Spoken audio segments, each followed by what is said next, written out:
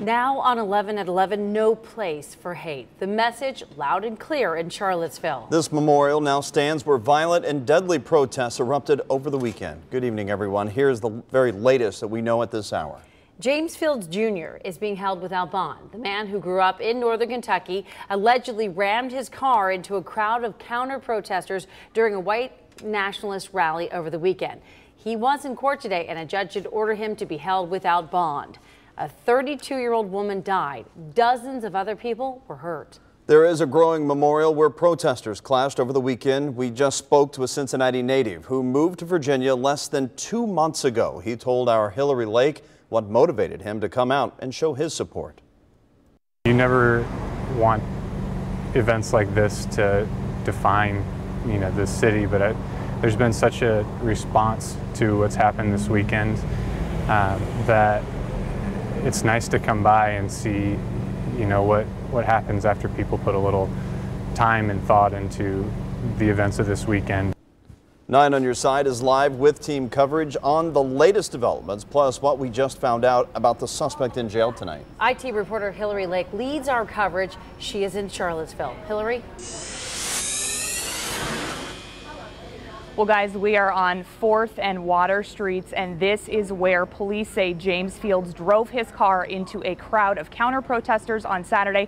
Tonight, it has turned into a growing memorial, and the only way to describe this is moving. People are focusing on hope and love and community instead of difference and hate. Racism is evil. President Trump finally giving the violence in Virginia a name. Those who cause violence in its name are criminals and thugs, including the KKK, neo-Nazis, white supremacists, and other hate groups. Nearly 48 hours after the chaos in Charlottesville, and amid growing backlash from critics who felt the president's initial response did not go far enough. Violence on many sides, on many sides. And now the president says the Department of Justice has also launched a civil rights investigation. Blood and soil! This as we learn new details about the 20-year-old suspect arraigned on murder charges. James Alex Fields Jr., seen here marching among the white supremacist groups, according to police, later rammed his car into a group of counter-protesters. Killing Heather Heyer, ABC News is learning the FBI is investigating to determine if this attack was a hate crime.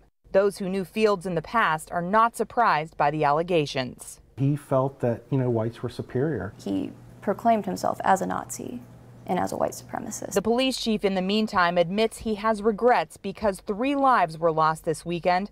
Heyer and state troopers Burke Bates and Jay Cullen killed in a freak helicopter crash. Heyer's mother says she is now determined to make sure her daughter did not die in vain. She stood for something, and by golly, I'm going to advocate that let's make that a strong movement, as my child was a strong child.